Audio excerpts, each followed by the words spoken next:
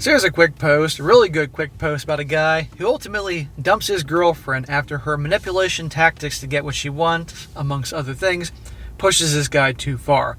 And that'll be a very good one to show you guys, just some of the crap that gals will pull to get their way and just how they'll really try to mind F you. And guys, once you see that going, you can't tolerate that crap. Title: Am I the a-hole for leaving my girl to babysit alone when she never asked me to stay? Now listen to this. There's going to be a lot of things here, how girls expect to be mind readers and all that. He says, my girlfriend babysits for her cousins on her days off a few times a month for extra cash. I tend to help out when I'm off or after work if they're still here, because I'm an oldest sibling from a big household and I do well with kids. She says it's because I'm still half a kid myself. Oh, she's already insulting you. Yesterday I got a text from her asking me if I would like to come over. I get to her place and we chat for a while. All while she keeps trying to offer me a beer or a drink, which I continuously turn down because I had plans with my dad that night. A late birthday celebration since it was raining like a piss out of a boot on the actual day. She didn't say anything about it, but looking back, I think she made a face, but I'm not sure. We hung out a bit more, and I still had 2 hours before I had to go pick up my dad, and her cousin pulled up. Unsurprising, it's my girlfriend's day off. She handles the kids well. So she invites you over, have a beer, have two, and next thing you know, here comes all the kids. What do you think's going on here? I'll get this guy to drink, stay around, and then he'll watch all the kids for me. Well then, instead of the 2 usual children, there were 5. Oh my God, that's punishment from God. 5 screaming kids. 2 are bad enough. Apparently one of the kids wanted to have a sleepover at their auntie's house and invited 3 friends. My girlfriend kept staring at me from the corner of her eye, and I knew she wanted me to cancel my plans with my dad to take care of these kids. And I waited for her to ask or to say anything about it, but she didn't, so I didn't. Sneaky, sneaky, sneaky. She knew all those kids were coming over, and these aren't even like...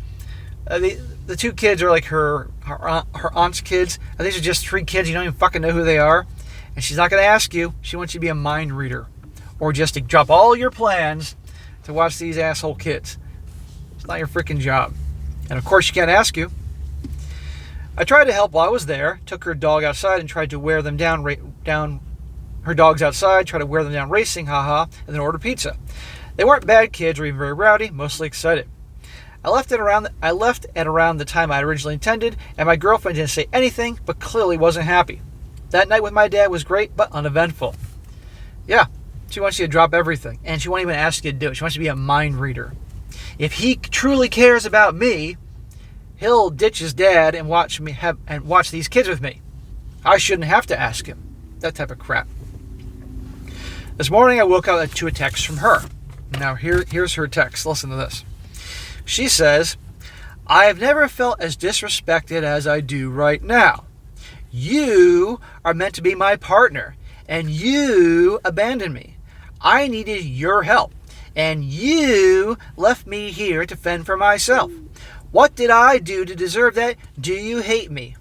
Followed by a text, I think we need to talk in person. Kiss my ass. It's not my job to watch these kids. And if you wanted help, you could have said something. And this is when women are like, he should have offered. If he loved her, he would have offered. She shouldn't have to say anything. That type of bullshit. No, it's not your fucking job to do that. And if a woman wants something, she can be direct and ask. Not hoping you're Professor Xavier and a mind reader and just be able to read her fucking mind. Or drop hints and innuendos. She's fucking manipulation tactics. I'm honestly kind of angry at myself the more I think about it. She signed up to watch 5 kids, then got angry when she had to watch 5 kids. But then I wonder if I'm being too harsh, because I do help out whenever I'm there pretty often, so there was a certain standard set in her head that I would help. Smack! Stop that bullshit, dude. She's lucky you help out. It's not your fucking job. You never agreed to this. And 5 goddamn kids, even if they're good kids, that's still 5 goddamn kids. I don't know. I think I would just like to hear the opinions of strangers before I have to have this talk and do something I regret because I think she's being unfair. Am I the a-hole? Smack! No, she's the a-hole. Now, we're going to get into his update here, and you're really going to see how much of an a-hole she is in the manipulation bullshit she's doing. He says, or his update is, so you guys really helped me see some things I hadn't considered before. Someone mentioned that the offering me a beer to get me to stay was pretty insidious, and that they wondered how many times she did it. And I just didn't notice. That made me think. I started thinking back to how many times I was there already, either having a drink on the couch or working on something for her, and her cousin's kids magically showed up either out of the blue, or my girlfriend forgot to mention they would be there. Of course. She invited you over. Oh, look who's showing up here. She knew the kids were coming over because you're going to make plans to babysit. And she offered you a beer or two, so that way then you wouldn't drive, although drinking and keeping an eye on kids isn't a good idea. It made me wonder how much of my decision to help babysit for free was actually my idea. No, she manipulated you. I didn't love the idea of being manipulated, but I figured honestly it was a harmless enough case, and if we talked about it, she'd apologize and it would be no big deal. So I went over to her place the next day. I was pretty calm. We had texted a little bit back and forth on the phone, but nothing big because I think we both wanted to talk in person. She was crying before I got there. We sat down and she started off, "Why did you leave me?"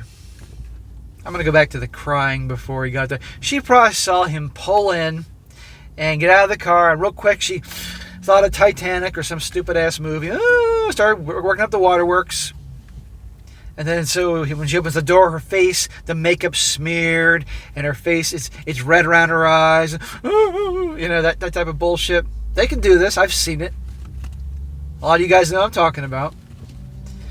So I asked her why didn't she ask me to stay. She said that she knew I knew, and that I was smart enough to know she would need help with 5 kids. Okay, more of this. You're supposed to be a mind reader thing. You should know these things. So I asked if I would have gotten any of the money, and she looked angry. I started going on about how she didn't know I'd fallen such hard times, and that she would go. It would go, and she would go get her purse. Well, go get your purse. I want some of the money for my time served. Right, twisting things around. No matter what, you're the bad guy. I rolled my eyes, immature I know, and I asked if she tried giving me a beer so I wouldn't leave, and she looked shocked for a minute before answering no.